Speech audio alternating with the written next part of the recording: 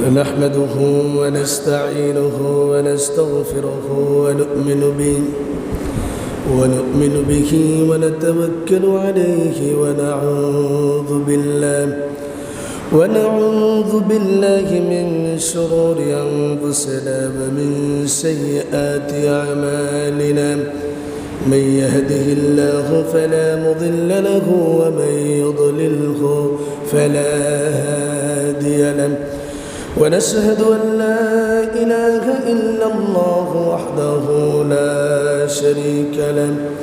ونشهد أن سيدنا وسندنا وحبيبنا ومولانا محمدا عبده ورسوله الذي أرسله الله تعالى بالحق بشيرا ونذيرا وداعيا إلى الله بإذنه وسراجا منيرا. فقد قال الله تبارك وتعالى في كلامه المجيد وفرقانه الحميد: أعوذ بالله من الشيطان الرجيم. بسم الله الرحمن الرحيم. إن الله وملائكته يصلون على النبي يا أيها الذين آمنوا صلوا عليه وسلموا تسليما. صلى الله على سيدنا محمد وآله وأصحابه وسلم. بلغ العلا بكماله كشف الدجى بجماله حسنت جميع خصاله. صلوا عليه وآله. بلغ العلا بكماله حسنت جميع خصاله. صلوا عليه وآله. هو الحبيب الذي ترجى شفاعته لكل هول من الأخوال مقتحم. بلغ العلا بكماله كشف الدجى بجماله حسنت جميع خصاله. صلوا عليه وآله. معزز محترم हज़रत मुसल्लियान किराम दिगर मुरब्बियान आज़ाम, মহান আল্লাহ পাক পরবর্তীগার আলমের দরবারে অসংখ্য অগণিত শুকরিয়া আদায় করছি যে আল্লাহ সুবহানাহু ওয়া তাআলা আমাদের সকলকে অত্যন্ত দয়া করে মায়া করে মেহেরবানি করে গত জুমার ন্যায় আজও পবিত্র জুমার মসজিদ উপস্থিত হওয়ার তৌফিক এনায়েত করেছেন। এজন্য সে রব্বুল ইজ্জত ওয়াল জালালের দরবারে অন্তরস্থল থেকে শ্রদ্ধা জড়িত কণ্ঠে আবেগের সহিত কালিমাতুশ শুকর আদায় করি। সকলেই একই কণ্ঠে উচ্চারণ করি আলহামদুলিল্লাহ। আল্লাহ পাকের দরবারে শুকরিয়া আদায় করি যে আল্লাহ রাব্বুল আলামিন হজের মৌসুমে হজের মাসে যেখানে ধ্বনিত হচ্ছে সারা পৃথিবীর সকল মানুষের মুসলিম উম্মার কণ্ঠে স্পষ্ট ভাষায় লব্বাইক আল্লাহুম্মা লব্বাইক লব্বাইক লা শারীকা লাক লব্বাইক ইন্নাল হামদা ওয়ান নি'মাতা লাকা ওয়াল মুলকা লা শারীকা লাক, এই কণ্ঠ পৃথিবীর সকল স্থান থেকে সকলেই সমবেত হয়ে মুসলিম উম্মা এক কাবাকে সামনে রেখে যেই কথাটুকু উচ্চারণ করেন সেই কালিমাটুকুতে যেন আমরা শরীক হতে পেরেছি। আমাদের জন্য দোয়া, আমাদের জন্য প্রার্থনা, আমাদের ইস্তিগফার যেন আল্লাহ রাব্বুল আলামিন তাদের মতো কবুল আর মঞ্জুর করে নিন। এজন্য সকলে বলি আমিন। সম্মানিত ভাইরা আমার, আমরা হজের মাস শুরু হওয়ার পর থেকে নিয়ে ধারাবাহিকভাবে আমরা আলোচনা করে আসছিলাম কয়েকটি পর্বে। বিশেষ করে গত পর্বে আমরা আলোচনা করেছিলাম হজ কবুল হওয়ার শর্তাবলী কি কি, হজ্জ মাবরুর কি করলে পালন হবে সুন্দরভাবে, আর কি করলে হজ্জ মাবরুর হবে না, কবুল হওয়ার সম্ভাবনা নেই, সে বিষয় নিয়ে আমরা গত জুমাতে in the light of the holy Quran and authentic books of hadith, Quran এবং সুন্নাহর আলোকে আমরা আলোচনা পেশ করেছি। আমরা সকলেই যার যার অবস্থান থেকে যারাই হজে গিয়েছি যাব, প্রত্যেকে আমল করার জন্য চেষ্টা করব। আল্লাহ পাক সকলকে তৌফিক দান করুন, আমিন। আজ যেহেতু জিলকাদা মাসের শেষ পর্বে এসে 22শে জিলকাদা আরবি মাস, আমরা আল্লাহ পাক যদি হায়াতে তৈয়বা দান করেন তাহলে এই মাসে একেবারে শেষ পর্যায়ে শেষ দিনে আমরা একটি জুমা পেতে পারি, আগামী জুমাটি। এজন্য সে জুমা আমরা আলোচনা করবো ইনশাআল্লাহ জিলহাজ মাস যা আসছে, সে জিলহাজ মাসের করণীয় কী, 10টি দিন কি কি আমল করব, কি করণীয় কি বর্জনীয়, সে বিষয়গুলো নিয়ে আমরা আগামী জুমায় কোরআন হাদিসের আলোকে আলোচনা পেশ করবো ইনশাআল্লাহ। আজকে আমাদের এই বছরের জন্য পবিত্র হজ এর ধারাবাহিক আলোচনার শেষ পর্ব। আজকে আমরা হজের আলোচনা থেকে কি কি আমল পেয়েছি এবং শেষ টপিকে আমাদের আলোচনা আসবে 1 নম্বর, দীর্ঘ সময় হজের আলোচনা করে আসছে, জানলাম না কার উপর হজ ফরজ, এই বিষয়টা নিয়ে আলোচনা করব। এরপরে আমরা 2-1টি পয়েন্ট আলোচনা করেই আমরা শেষ করবো ইনশাআল্লাহ। তো আমাদের সর্বপ্রথম আলোচনার বিষয় হলো হজ কার উপরে ফরজ, এবং আরেকটি মাসালা এই বিষয়ে আসবে, যেই ব্যক্তির উপর হজ ফরজ হয়েছে তিনি যদি হজ করতে না পারেন তার বিকল্প কোনো ব্যবস্থা আছে কিনা। বিশুদ্ধ একটি কিতাব ফিকহ ইসলামিক লর অন্যতম একটি কিতাব, যাকে বলা হয় এনসাইক্লোপিডিয়া অফ ফিকহ ইসলাম, আরবি ভাষায় যাকে বলা হয় হিদায়া। পৃথিবীর সকল রাষ্ট্রে, সকল দেশে, সব মাদ্রাসায়, ইসলামিক ইউনিভার্সিটিতে এই হেদায়া নামক এনসাইক্লোপিডিয়া অফ ইসলামিক ল, ফিকহ ইসলামী, এই কিতাবটি পড়ানো হয়। আমি আলহামদুলিল্লাহ আপনাদের দোয়ার বরকতে এই কিতাবেরই 4টি খণ্ডের একটি অংশ হচ্ছে ইসলামিক লর, একটি অংশ হচ্ছে আপনার কমার্শিয়াল সিস্টেম এবং বিজনেস সিস্টেম, অ্যাকাউন্টিং সহ ব্যাংক, বিমা, শেয়ার বাজার, অর্থনীতি, ইসলামিক ইকোনমিক্স নিয়েও আমি পুরো 1 বছর কোরআন হাদিসের আলোকে এই কিতাবটি দরজ দিয়ে থাকি। এই বছরও শুরু করেছি, তা আমি একটি পাঠ পড়ানোর মতো সুযোগ হয়। এই কিতাবটা ফতুয়ার কিতাব, ফতুয়া দেওয়ার মতো নির্ভরযোগ্য একটি কিতাব। এই কিতাবের বিভিন্ন অংশে আলোচনা করেছেন বিভিন্ন অধ্যায়ে আল্লামা ইমাম বুরহানুদ্দিন মারগিনানী রহমতুল্লাহ আলাইহি, বহুল প্রচলিত প্রসিদ্ধ সেই কিতাবটিতে হজের অধ্যায়ও তিনি নিয়ে এসেছেন। সে বিষয়টি নিয়ে আমরা আলোচনা করে আমাদের আলোচনা শুরু করছি। তিনি তার ভাষায় বলেন, কিতাবের মধ্যে উল্লেখ আছে কোরআন সুন্নাহর আলোকে হজ ফরজ তো ওই ব্যক্তির উপরে, আল হজ্জু ওয়াজিবুন আলাল আহরারিল বালিগিন আল উকালা আল আসিহা ইযা কদারু আলার যাদি ওয়ার রাহিলা ফাযিলান আনিল মাসকান ওয়া মা লা বুদ্দা মিন ওয়া আন নাফকাতি ইয়ালিহি ইলা হিনি আউদিহি ওয়া কানাত তারিকু আমিনা।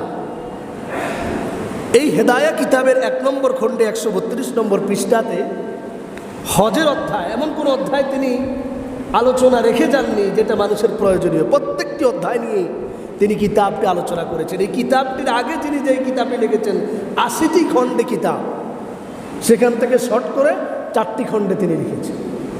খুবই গুরুত্বপূর্ণ একটি কিতাব।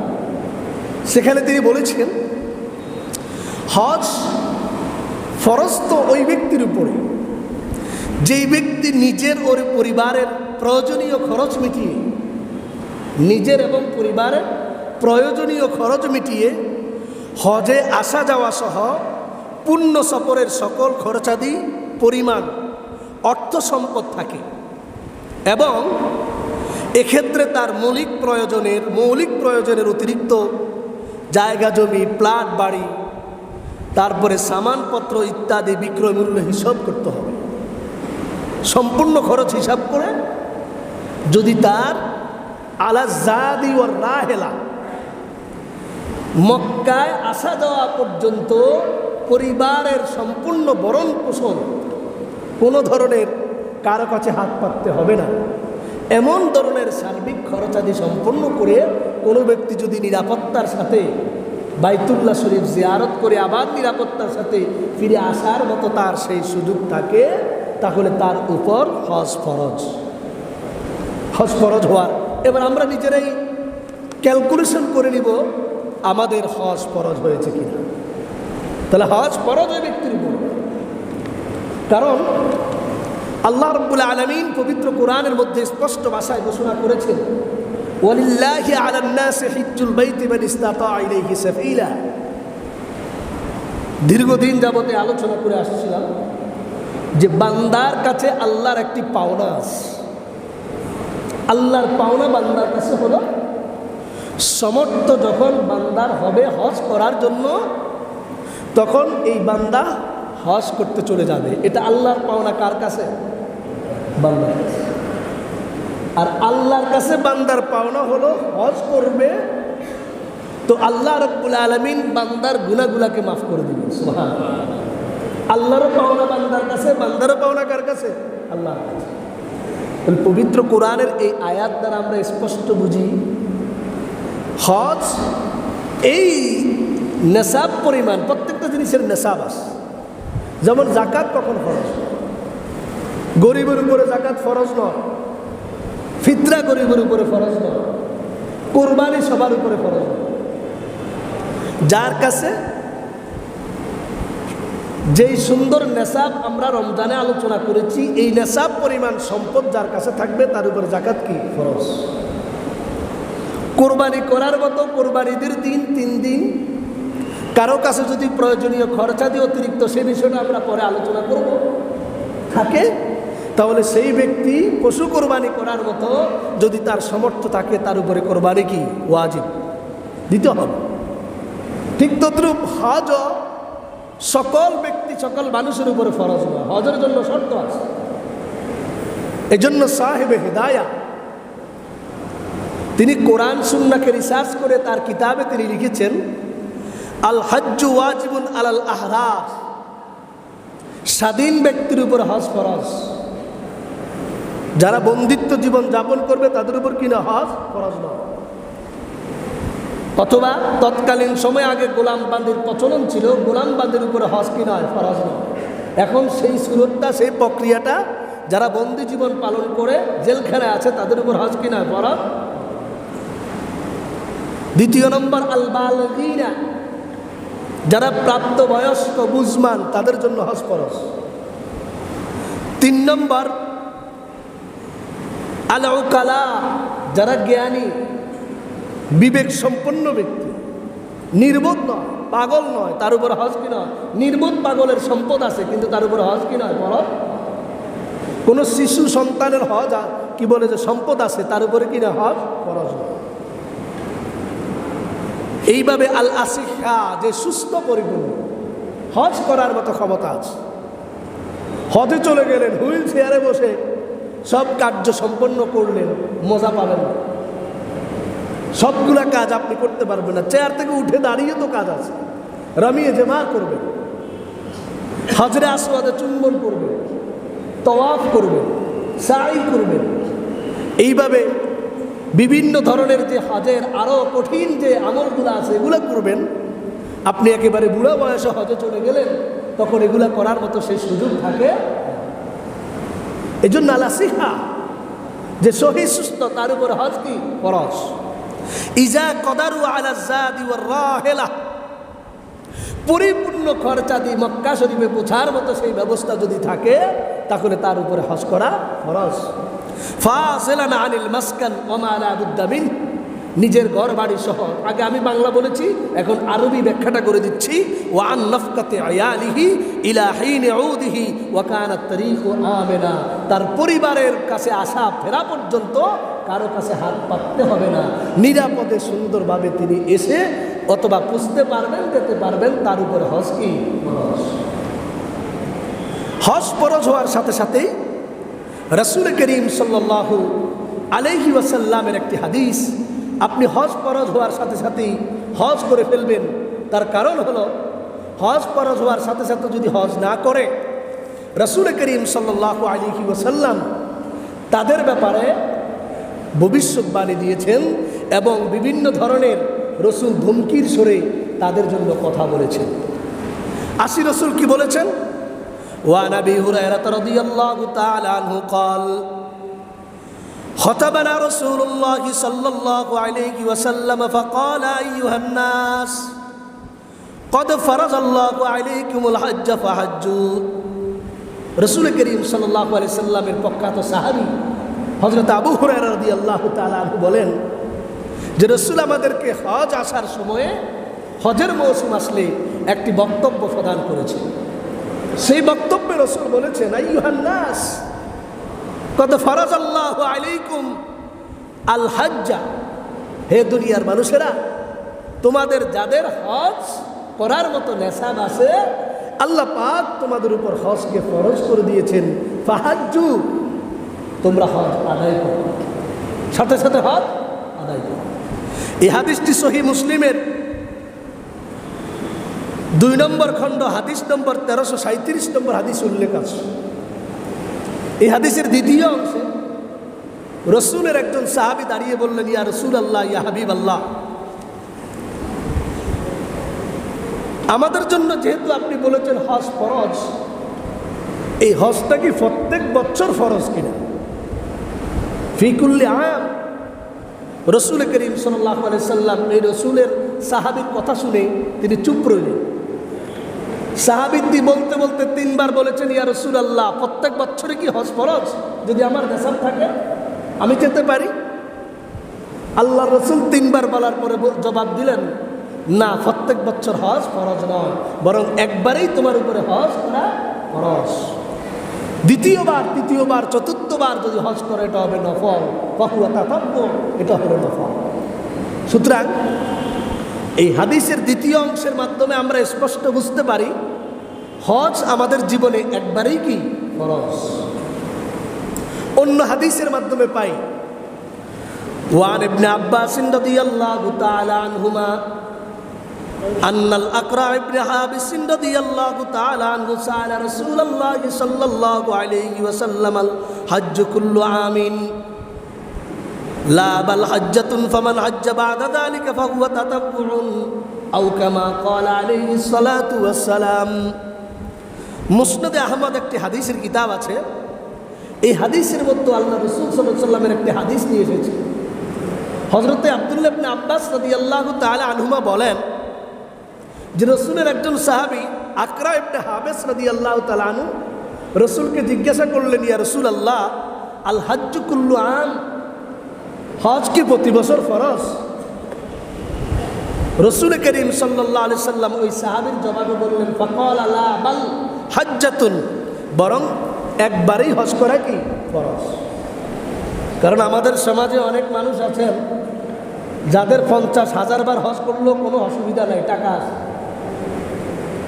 রাসূল সাল্লাল্লাহু আলাইহি সাল্লামকে জিজ্ঞাসা করা হলো, উনার টাকা পয়সা ছিল, ইয়া রাসূলুল্লাহ, ফি কুল্লি আম হজ্জুন, হজ ফরজ বলেছেন, প্রত্যেক বছরে কি আমার টাকা থাকলে আমার হজ করা ফরজ?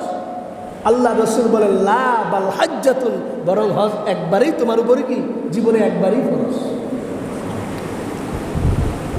এরপরে রাসূল করিম সাল্লাল্লাহু আলাইহি ওয়াসাল্লাম বললেন, ফামান হজ্জা বা'দা যালিকা, একবার হজ ফরজ হওয়ার পরে, হজ করার পরে যদি কেউ আবার বারবার হজ করে, ফাহুয়া তাতাব্বুউন, তাহলে তার এই হজটি ফরজ হজ নয়, নফল হিসাবে আদায় হবে। কি হিসাবে আদায় হবে? নফল হিসাবে আদায়।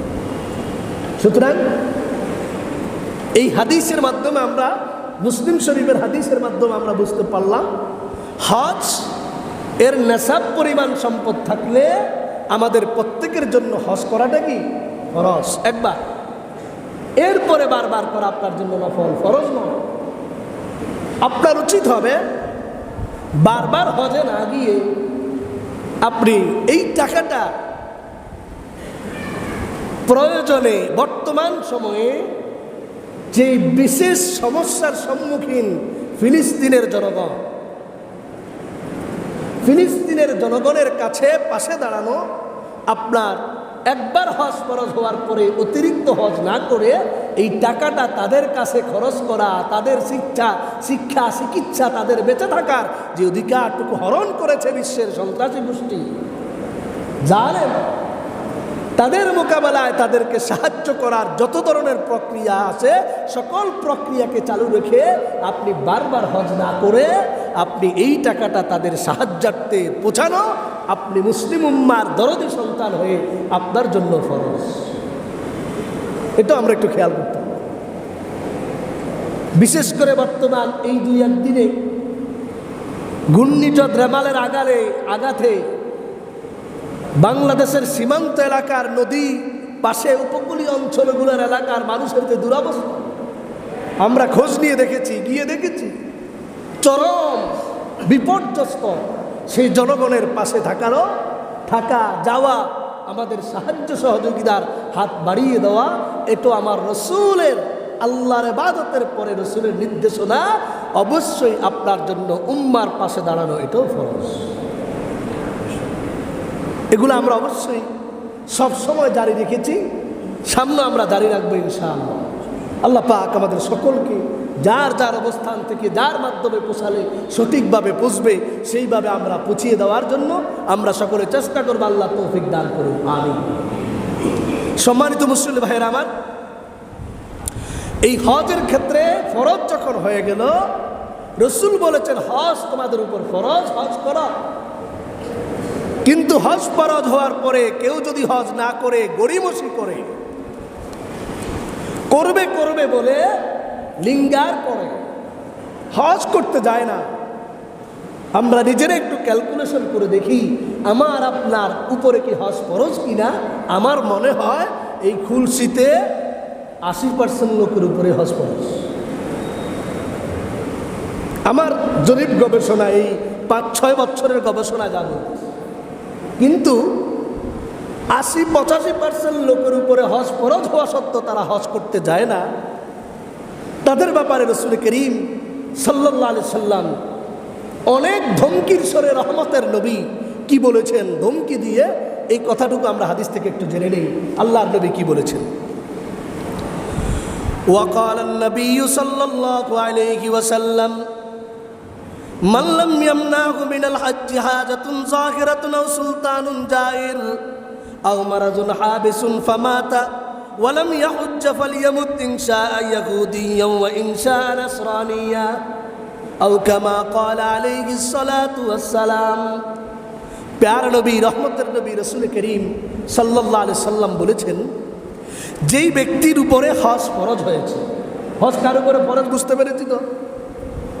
এবার আল্লাহ রসুল বলেন, যেই ব্যক্তির উপরে হজ ফরজ হয়েছে সেই ব্যক্তি হজ করলো না, মাল্লাম ইয়ামনাহু মিনাল হজ্জি হাজাতুন যাহিরা, বাহ্যিক কোনো সমস্যা তার সামনে আসলো না হজ করার ক্ষেত্রে, অথবা কোনো ধরনের জালেম সরকার তার উপরে হজের নিষেধাজ্ঞা দিল না, আও মারাজুন হাবেস, অথবা মারাত্মক ধরনের সে অসুস্থতার সম্মুখীন হলো না, এত কিছু সত্ত্বেও রসুল বলেছেন ফামাতা ওয়ালাম ইয়াহুজ্জা। ভালো করে হাদিসটা শুনি, পয়েন্টটা শুনি। সেই ব্যক্তি কোনো বাধ্যকতা, কোনো বিধিনিষেধ ছিল না হজ করার ক্ষেত্রে, কিন্তু তার আর্থিক সচ্ছলতা ছিল, হজের নেশাব হয়েছে, হজ না করে সেই ব্যক্তি মারা গেল। রাসূল করিম সাল্লাল্লাহু আলাইহি সাল্লাম বলেন ফালিয়ামুত ইনশা ইয়াহুদিয়্যা ওয়া ইনশা নাসরানিয়্যা, এই লোকটি আমার উম্মত দাবিদার হওয়া সত্ত্বেও, মুসলমান হওয়া সত্ত্বেও সে যে মারা গিয়েছে, সে ইহুদি হয়ে মারা যাক অথবা খ্রিস্টান হয়ে মারা যাক, আমি রসুল এই ব্যাপারে কিচ্ছু জানি না, তার ব্যাপারে আমার কোনো সুপারিশ নেই। বলেন নাউজুবিল্লাহ। বুঝা যায় রাসূল করিম এই কথাটা কেন বলেছেন, কারণ আল্লাহ পাক পবিত্র কোরআনে গত সপ্তাহে যে আলোচনা করেছি, ওয়ামান কাফারা, যেই ব্যক্তি হজের ক্ষেত্রে অস্বীকার করবে, বিষয়টা নিয়ে আমি 2-4 মিনিট জোরালো বক্তব্য আপনাদের মাঝে দিয়েছিলাম।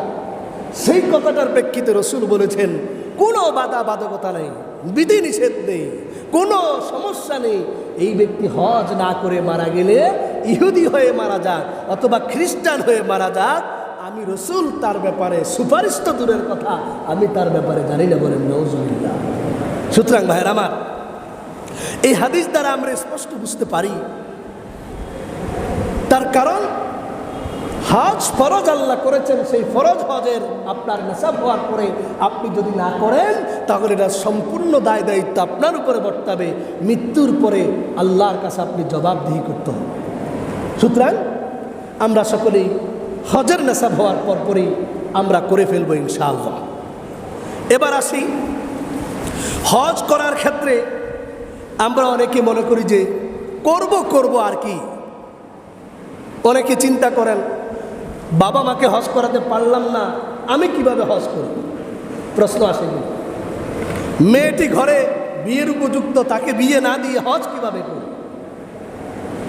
জনকল্যাণমূলক কাজ, আমি চেয়ারম্যানের পোস্টে দাঁড়াতে হবে বা এই সেই আগামী ইলেকশনে 2 বছর পরে, অথবা কোনো পদে দাঁড়াতে হবে, টাকা খরচ হবে, সেটা কমপ্লিট করে নাইলে হজ করব।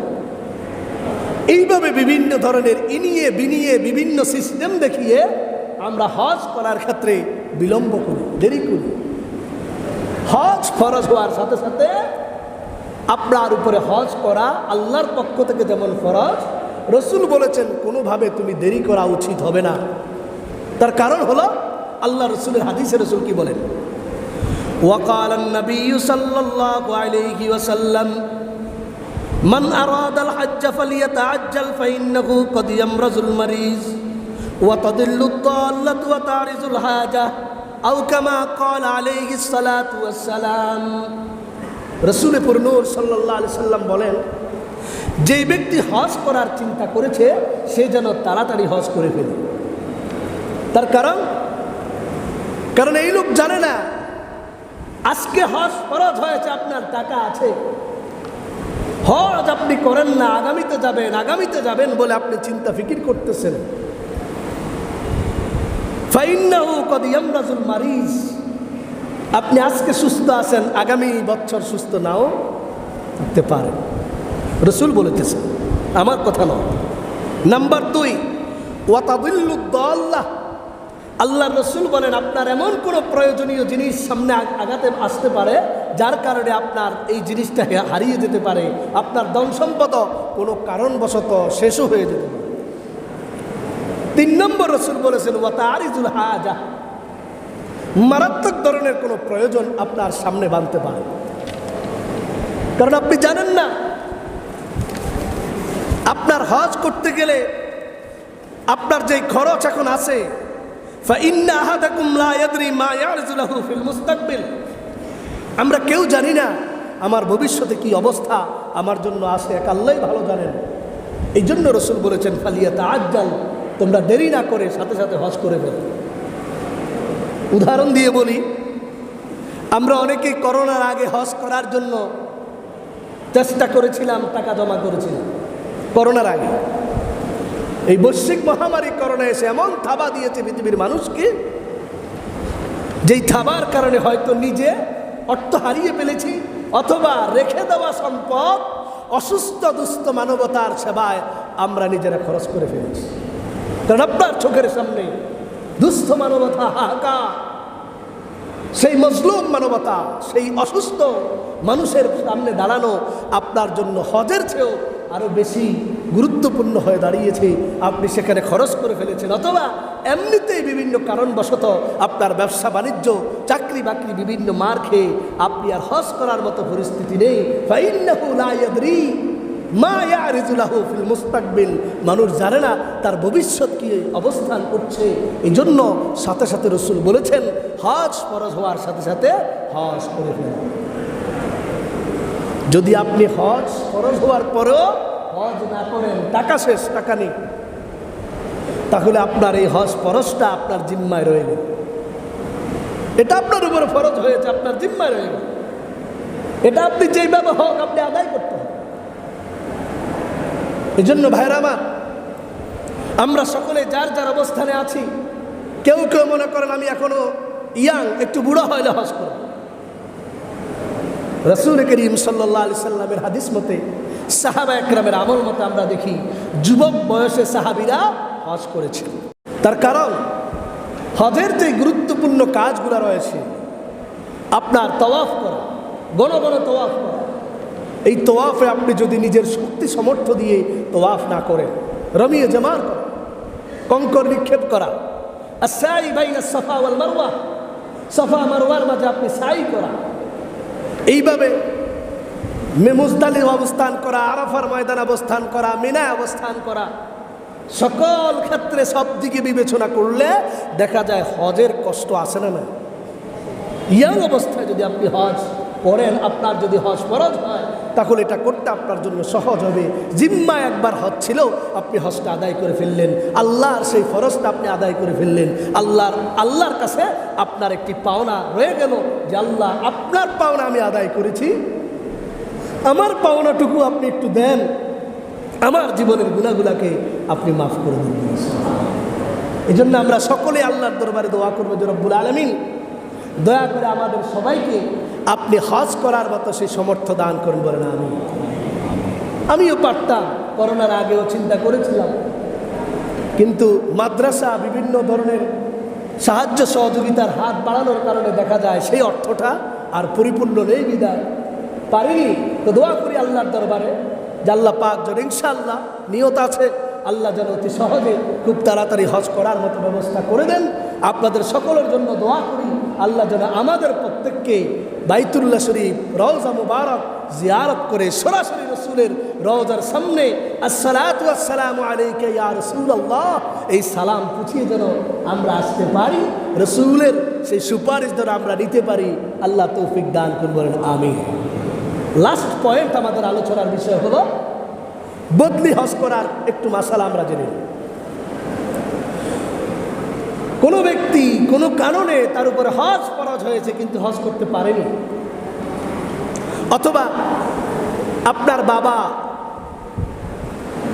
যখন ছিলেন তখন তার উপরে হজ ফরজ হয়নি কিন্তু তিনি ইন্তেকাল করেছেন, অথবা হজ ফরজ হয়েছে মুমূর্ষ অবস্থা, এমন তো হয়, হজ তো টাকা আসলেই ফরজ। এইভাবে যদি হজ করতে না পারে, তার পক্ষ থেকে হজ করার ব্যাপারে যে মাসালা আমাদের জানা দরকার আছে, এই বিষয়গুলা আমরা একটু জেনেই আমাদের আলোচনা শেষ করছি ইনশাআল্লাহ। হাদিসের মধ্যে এসেছে রাসূল করিম সাল্লাল্লাহু আলাইহি সাল্লামের কাছে, মুসলিম শরীফের হাদিস, ইন্না ইমরাতান মিন খাসামা ক্বালাত ইয়া রাসূলুল্লাহ, ভালো করে পয়েন্টটা শুনি।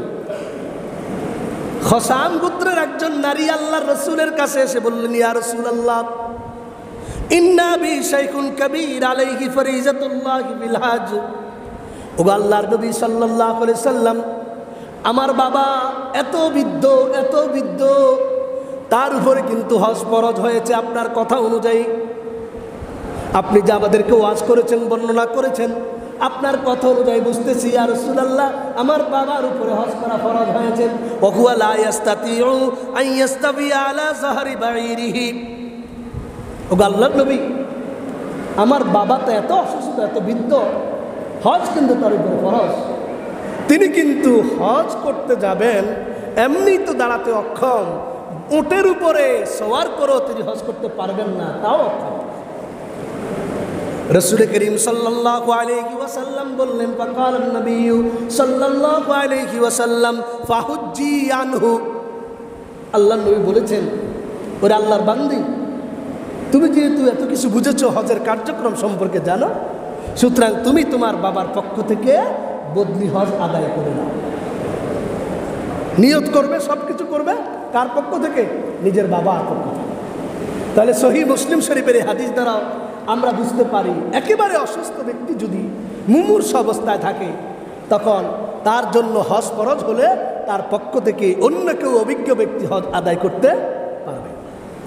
দ্বিতীয় নম্বর বুখারী শরীফের হাদিস, হযরত আব্দুল্লাহ ইবনে আব্বাস রাদিয়াল্লাহু তাআলা আনহুমার বর্ণনা যে ইমরাতুন মিন জুহাইনা, আগেরটা ছিল ইমরাতুন মিন খসামা, জুহাইনা গোত্রের একজন নারী এসেও আল্লাহ রসুলকে বললেন, ইয়া রাসূলুল্লাহ এই অবস্থা আমি কি আমার মায়ের পক্ষ থেকে, বাবার পক্ষ থেকে হজ করতে পারবো কিনা, অথবা তার উপরে হজ ফরজ হয়েছে, কোনো বিধান আছে কিনা? রাসূল করিম সাল্লাল্লাহু আলাইহি সাল্লাম বললেন, হ্যাঁ, তার উপরে হজ করার মতো প্রতিনিধি পাঠানোর মতো সেই বিধান আল্লাহ রাব্বুল আলামিন দেখেছেন, বলেন সুবহানাল্লাহ। তার কারণ হেদায়া কিতাব যেটি বললাম, এনসাইক্লোপিডিয়া অফ ফিকহ হানাফি, এই কিতাবের মধ্যে বর্ণনা আসছে আমার আপনার উপরে নামাজ পড়া, যে নামাজের প্রতিনিধিত্ব চলে না। আপনি নামাজ না পড়লে আরেকজন দিয়ে পাঠানো, নামাজ পড়ানো যাবে না। যাকাত ফরজ, এটার প্রতিনিধিত্ব চলে, যাকাত আরেকজন দিয়ে আদায় করা যাবে। রোজা ফরজ, এই রোজার প্রতিনিধিত্ব চলে না, আমার পক্ষ থেকে তুমি রোজা আদায় করে না, হবে না। যাকাত এবং হজ, এটার প্রতিনিধিত্ব চলে, এটাকে বলা হয় বদলি হজ করা।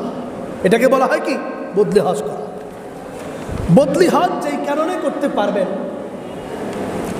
যদি মৃত্যু হয়ে যায়, কোনো ব্যক্তির উপর হজ ফরজ কিন্তু সে করতে পারে না, অসুস্থ, মারা গেল, তার পক্ষ থেকে বদলি হজ করা যাবে। অথবা আপনার বাবার উপরে মায়ের উপরে হজ ফরজ ছিল না, কিন্তু আপনি মনে চাইতেছেন আমি আমার মা বাবার জন্য একটি হজ বকশিশ করে দিব, তাহলে আপনি অভিজ্ঞ কোনো ব্যক্তির মাধ্যমে, যার মাধ্যমে হজ আদায় করলে সম্পূর্ণ রোকন আদায় হবে আপনি জানেন, তাহলে তার মাধ্যমে হজ করাই নেবেন।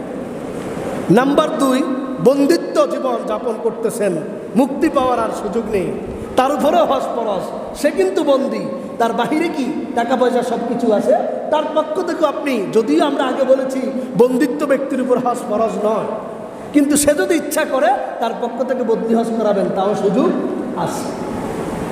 মারাত্মক অসুস্থ, তার পক্ষ থেকে হজ করাতে পারবেন, এই মুসলিম এবং বুখারীর হাদিস দ্বারা আমরা বুঝলাম। অথবা এমন খোড়া হয়ে গিয়েছে, তার জন্য হজ করা কি ফরজ, তার পক্ষ থেকে অন্য একজন দিয়ে হজ করাতে পারবেন। কোনো মহিলা, তার উপরে হজ ফরজ, কিন্তু সেই মহিলা সুস্থ, হজের শর্ত অনুযায়ী মাহরাম সাথে নেই। আমরা তো এগুলো তোয়াক্কা করি না, ট্রাভেল এজেন্সি আপনাকে বলেছে হ্যাঁ যেতে পারবেন, অসুবিধা নাই, সব নিরাপত্তা আছে। হাদিসের ভাষায় ট্রাভেল এজেন্সি ফতুয়া নয়, হাদিসের ফতুয়া জানতে হবে। হাদিসের ভাষায় হলো, আপনি কোনো মহিলা যদি তার উপরে হজ ফরজ হয়, অবশ্যই তার সাথে তার কোনো মাহরাম ব্যক্তি যদি যায়, তাহলে হজ তার উপরে ফরজ। মাহরাম না থাকলে হজ ফরজ নয়। যেমন স্বামী, ভাই, সন্তান, 14 জন মাহরাম। কিন্তু আমরা দেখা যায় আপনি আপনার ওয়াইফকে নিয়ে গেলেন, অথবা আপনি আপনার শালিকেও সাথে নিয়ে গেলেন, প্রশ্ন আসে হুজুর আমার শালিকে নিয়ে আমি যেতে পারবো কিনা? আপনার শালি হলো আপনার বোনের সাথে, আপনার তো মাহরাম নয়, হজে কি একবারও দেখা হবে না? শালির সাথে কি দেখা করা জায়েজ আছে? জ্যাঠের সাথে দেখা করা কি জায়েজ আছে? চাচতো বোন, মামতো বোন, খালতো বোন, জ্যাঠতো বোন, ফুফাতো বোন, যত বোন আছে, এই বোনের সাথে দেখা করা কি জায়েজ আছে? হারাম। এখন কি করলেন, আমার জ্যাঠতো বোন, আমরা হজে যাচ্ছি, অনুমতি আছে কিনা? ট্রাভেল এজেন্সি আপনাকে বলে দিল অনুমতি আছে, যেতে পারবেন, নিরাপত্তা সব কিছু আছে। এখানে ট্রাভেল এজেন্সির, হজ এজেন্সির ফতুয়া চলবে না, এখানে একমাত্র ফতুয়া চলবে কোরআন এবং হাদিসের। অর্থাৎ কোনো মহিলার উপরে হজ ফরজ, কিন্তু সেই মহিলা কোনো মাহরাম খুঁজে পায় নাই, তাহলে তার জন্য হজে যাওয়া কিনা জায়েজ। আর যদি আপনি মনে করেন ভোলে ভোলে যেতে পারেন, এমনভাবে থাকতে হবে যেন আপনার দুলাভাইয়ের সাথে দেখা না হয়। এটা কি সম্ভব? যদি হয়, আপনারা যদি বলেন পারবো, তাহলে সেটা হলো ভিন্ন কথা, কিন্তু এটা সম্ভব নয়। এদিকে আমরা একটু ভালো করে খেয়াল করবো ইনশাআল্লাহ। এরপরে আমরা আসি, বদলি হজ যে আমি করাবো, যে ভালো করে হজ সম্পর্কে জানে তাকে দিয়ে বদলি হজ করাবো। এবার সেই ব্যক্তি আগে হজ করবো ভালো, অথবা যদি আগে না করেন, অভিজ্ঞ ব্যক্তির দ্বারাই আপনি হজ করাবেন। যেমন হজের মধ্যে ফরজ আছে না নাই? এমনি তো হজ ফরজ, হজের এহরাম বাঁধার সাথে সাথে এহরামের ফরজ আছে, ওয়াজিব আছে, সুন্নত আছে, মুস্তাহাব আছে। আবার হজের ভিতরে সামান্য কিছু যদি আপনার কাছ থেকে কোনো জানায়েত পাওয়া যায়, আপনি সেটার জবরে নোকসান দিতে হবে, ক্ষতিপূরণ দিতে হবে, দুম্বা ছাগল জবাই করতে হবে। তাহলে কার মাধ্যমে হজ করাতে হবে সেটাও বুঝতে হবে। এই জন্য অভিজ্ঞ জাস্টিফাই করে, যাচাই বাছাই করে, যিনি সম্পূর্ণ হজের ওয়াজিব কয়টি, হজের মুস্তাহাব কয়টি, হজের রোকন কয়টি, এই সম্পূর্ণ জেনে শুনে যিনি অভিজ্ঞ থাকবেন, তার মাধ্যমে আমরা যদি মা বাবার পক্ষ থেকে হজ করাতে পারি, ইনশাআল্লাহ আল্লাহ পাক হয়তো সেই হজকে কবুল করে তার সওয়াব মা বাবার জন্য দিয়ে দিবেন ইনশাআল্লাহ। আল্লাহ পারেন কি পারেন না? এই জন্য আমরা সকলে চেষ্টা করব। আজকের শেষ আলোচনার মধ্যে এসে এই পয়েন্টটুকু আপনাদের মাঝে আলোচনা করলাম। বাকি আমাদের সামনে হজ ফরজ কয়টা, ওয়াজিব কয়টা, মুস্তাহাব কয়টা, নফল কয়টা, কী কারণে হজ ভেঙে যাবে, কী কারণে হেরাম ভেঙে যাবে, কি কি করণীয়, এগুলো হজ গাইডলাইন্সের মধ্যে আছে। হজ করতে গেলে আপনারা সে গাইডলাইন্সে পাবেন। এটা বলে আমি আর আমার সময়কে শেষ করব না। ইনশাআল্লাহ আমরা এখানেই আজকে আলহামদুলিল্লাহ আমরা লাগাতার 4-5টি জুমায় আমরা এই হজের সিরিজ আলোচনাকে আজকে আমরা শেষ করলাম। আগামী জুমা থেকে ইনশাআল্লাহ জিলহজ মাসের কোরবানি এবং এর ধারাবাহিক 2-1টি জুমা আমরা আলোচনা শেষ করব। প্রত্যেকটি আলোচনার শুরুতে এবং শেষে সবাইকে বলছি, উদাত্ত আহ্বান জানাচ্ছি, আমরা সকলেই আমল করব। আল্লাহ পাক আমাদের সকলকে সবাইকে সহিভাবে আমল করার তৌফিক দান করুন।